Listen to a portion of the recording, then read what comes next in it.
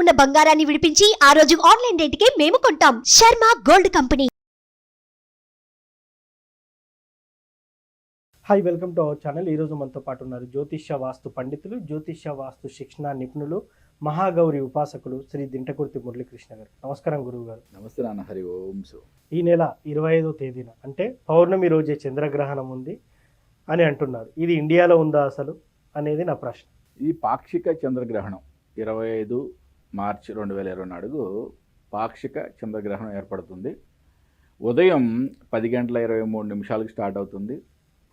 ఈ చంద్రగ్రహణం యొక్క పీక్ టైం అంటాం కదా, ఆ పీక్ టైం వచ్చి స్పర్శకాలం 12:42 ముగింపు వచ్చి 15 గంటల మధ్యాహ్నం 3:02 వరకు ముగుస్తుంది. అంటే రాత్రి లేదు, మధ్యాహ్నం. మధ్యాహ్నం కానీ ఇది ఇండియాలో కనిపించదు. అంటే మన ఇండియా కాలమానం ప్రకారం మీకు ఈ టైం చెప్పా, బట్ ఇది ఇండియాలో కనిపించదు. మరి ఇండియాలో కనిపించని చంద్రగ్రహణాన్ని మనం పాటించాలా వద్దా? ఇది ఇక్కడ మెయిన్ మన డౌట్ అదే కదా. ఇండియాలో కనిపించని గ్రహణాలకి మనం పాటించాల్సిన అవసరం అస్సలు లేదు. కానీ ఒక సలహా మాత్రం నేను ఇవ్వగలను. అంటే ఎప్పుడు కూడా గ్రహణాలు, అమావాస్యలు ఇవన్నీ కూడా దైవ ఉపాసనకి అద్భుతమైన ఫలితాన్ని ఇచ్చే రోజులు. ఓకే, అంటే ఈ సమయాన్ని మనం ఒక అద్భుతమైన అవకాశాలుగా ఉపయోగించుకోవచ్చు. అంటే గ్రహణ సమయంలో మనం గనక ఒక దేవీ దేవతలకు సంబంధించిన నామస్మరణ ఒక్కసారి చేస్తే 1 = 10,000 అని చెప్పారనమాట దాని యొక్క ఫలం. ఓకే, అంటే మరి ఎంత అద్భుతం. ఆ టైంలో కనుక మనకి ఏదైనా అనుష్ఠానం ఉంటే, అంటే బీజాక్షర మంత్రాలతో మనకి ఎవరన్నా గురువుల దగ్గర నుంచి అనుష్ఠానం ఉన్నట్లయితే కనుక అది ఆ మంత్రాన్ని మీరు ఆ టైంలో జపించడం అనేది చేయండి. అంటే మన భూమండలంలో ఎక్కడ గ్రహణం జరిగినా కానీ అప్పుడు ఆ పవర్ఫుల్ టైం అనేది కూడా మనకి ఉపయోగపడుతుంది. అంటే మనం అనుష్ఠానం చేసుకోవడానికి, ఆధ్యాత్మికంగా ఉన్నత శిఖరాలు వెళ్ళడానికి మాత్రం ఈ టైం ఉపయోగపడుతుంది. కాబట్టి ఎవరన్నా అనుష్ఠానం ఉంది మంచిగా, మనకి ఎవరన్నా గురువు ద్వారా మీకు బీజాక్షర మంత్రాల యొక్క ఉపదేశం ఉంది అంటే కనుక కంపల్సరీగా ఈ టయాన్ని ఉపయోగించుకోండి. ఓకే, మొత్తం టైము మేము చేయలేమన్నా కూడా మనకి ఆ టైంలో అట్లీస్ట్ ఒక 1-2 అవర్స్ అన్న మీరు ఉపయోగించుకునేలా చేసుకోండి. మరి బీజాక్షర మంత్రాలు మాకు లేవు గురుగారు, ఓకే, నో ప్రాబ్లం. పురాణ మంత్రాలైనా సరే, అంటే అష్టాక్షరి కానీ పంచాక్షరి కానీ ఏదైనా పురాణ మంత్రం అయినా సరే, ఓం నమ శివాయ అనే పంచాక్షరి చదువుకున్నా సరే, ఓం నమో నారాయణ అనే అష్టాక్షరి చదువుకున్నా కూడా మనకు అద్భుతమైన ఫలితం ఉంటుంది. నేను ఎప్పుడు ప్రతిసారి చెప్తూ ఉంటాను కదా, అంటే ఏ బీజాక్షర మంత్రమైనా సరే గురుముఖంగా మనం ఉపదేశం తీసుకోవాలి.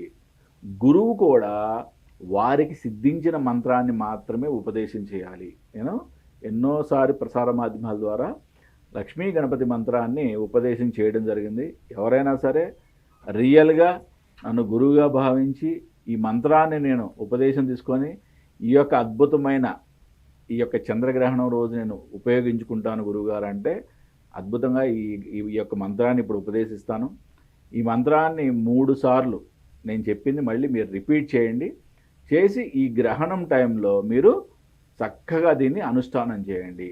ఇక్కడ ఒకటే గుర్తుపెట్టుకోండి, మనకి ఒక్కొక్క ప్రదేశంలో చేసే మంత్రబలం ఒక్కొక్క రకంగా ఉంటుంది. ఇక్కడ గ్రహణం రోజు చేసేది ఇన్ని రెట్లు, అట్లా అంటే ఒక్కొక్క పర్వదినాన్ని చేసేది ఇన్ని రెట్లని. కంచి కామాక్షి ఒక దేవాలయంలో గాయత్రి మండపం అని ఉంటుంది, 24 కాళ్ళ మండపం ఉంటుంది. ఆ మండపంలో చేస్తే 1 = 1 lakh అని చెప్పి అంటారు అన్నమాట.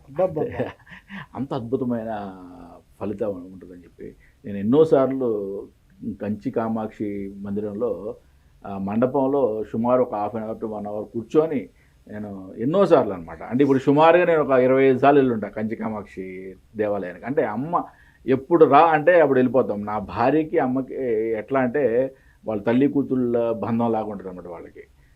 అమ్మ ఎప్పుడైనా కల్లో కనిపించి రా అంటే ఇంకా నెక్స్ట్ డే మార్నింగ్ కార్ వేసుకొని వెళ్ళిపోతాం. చక్కగా అక్కడ అభిషేకం, అక్కడ కంచి కామాక్షి అభిషేకం చూడాలి. అమ్మవారి కళ్ళు మూసి కళ్ళు తెరుస్తున్నట్టు, అమ్మవారు చిరునవ్వు నవ్వుతున్నట్టు, ఎంత అద్భుతమైన మూర్తి అది. అసలు అంటే మాటల్లో చెప్పేది కాదు ఆ ఆనందం. ఆ 24 కాళ్ళ మండపం గాయత్రి మండపంలో కనుక మనం గనక అనుష్ఠానాన్ని గనక మనం గనక అక్కడ పునశ్చరణ చేసినట్లయితే అద్భుతమైన యోగకారకం. అట్లా మనకేంటంటే కొన్ని ప్రదేశాల్లో మహానుభావులు తిరిగి, మహాశక్తివంతులు తిరిగి, అమ్మవార్లు అయ్యవార్లు తిరిగిన ప్రదేశాలు చాలా ఉంటాయి. ఇట్లాంటి వాటిల్లో మన యొక్క ఈ మంత్రోపదేశాన్ని మనం పునశ్చరణ చేసుకోవడం వలన అవి ఎన్నో రెట్ల ఫలితాలు ఇస్తుంది. కాబట్టి ఏంటంటే ఇట్లాంటి మనకి గ్రహణ సమయాలు కూడా ఉపయోగించుకోండి. ఎవరికైతే అసలు అనుష్ఠానం లేదు, ఓకే, నన్ను గురువుగా భావించి నేను చేసుకుంటాను గురుగారు అన్న వాళ్ళకి నేను చెప్పే మంత్రాన్ని 3 సార్లు మీరు చెప్పి మీరు ఈ టైంలో అంటే ఆ మంత్రాన్ని స్వీకరించినట్టుగా భావించి మీరు ఈ యొక్క గ్రహణ సమయంలో దాన్ని రిపీటెడ్గా పునశ్చరణ చేసుకోండి. మంచి అద్భుతమైన మీకు ప్రొటెక్టివ్ లేయర్ ఏర్పడుతుంది. అంటే మన యొక్క ఆరా లెవెల్స్ పెరుగుతాయి. మన ఆరా లెవెల్స్ పెరుగుతున్నాయి అంటే మనకేంటంటే మనకి ఈ కాస్మిక్ ఎనర్జీ అంటే దైవం నుంచి మనకు ఒక కనెక్షన్ ఏర్పడుతుందని గ్రహించండి. సార్ ఇక్కడ 2 సందేహాలు ఉన్నాయి సార్. పాక్షిక చంద్రగ్రహణానికి గర్భిణీ స్త్రీలకు నియమం ఉంటుందా? 1. 2, ఈ పాక్షిక చంద్రగ్రహణం చాలా సందర్భాలు వస్తుంటది, గ్రహణం రోజు ఇంట్లోనే ఉండమని చెప్తారు. అవును. ఈ పాక్షిక చంద్రగ్రహణం అప్పుడు గర్భిణీ స్త్రీలు ఈ శ్లోకాలు మంత్రాలు జపించవచ్చా అనేది నా సందేహం. Very good question. అసలు ఒకటి ఏంటంటే ఇండియాలో చంద్రగ్రహణం అనేది ఛాయ కనిపించదు కాబట్టి మనకి ఎటువంటి నియమాలు లేవు. అంటే గర్భిణీ స్త్రీలు బయట తిరగచ్చు, ఓకే.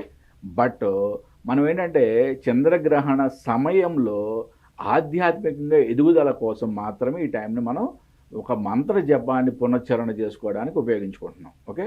ఇప్పుడు మనకి ఏ ఏరియాలో జరిగినా ఇప్పుడు న్యూజిలాండ్ వరకు కనిపిస్తుంది ఇది, ఓకే. న్యూజిలాండ్ వరకు ఏ ఏరియాలో జరిగినా ఇప్పుడు మన కెనడా నుంచి న్యూజిలాండ్ వరకు కనిపించినప్పుడు చంద్రగ్రహణం ఏ ఏరియాలో జరగని, బట్ వాటి యొక్క ఆ రోజు ఉండే పవర్ అనేది మనకు కూడా ఎంతో కొంత ఉంటుంది. కాబట్టి దాన్ని ఆధ్యాత్మికంగా ఉపయోగించుకోవడానికి మాత్రం చెప్తున్నాను. గర్భిణీ స్త్రీలు బయటికి రావడానికి కానీ ఎటువంటి నియమాలు మనకి లేవు. ఎందుకంటే ఇండియాలో ఈ గ్రహణం అనేది అసలు కనిపించదు.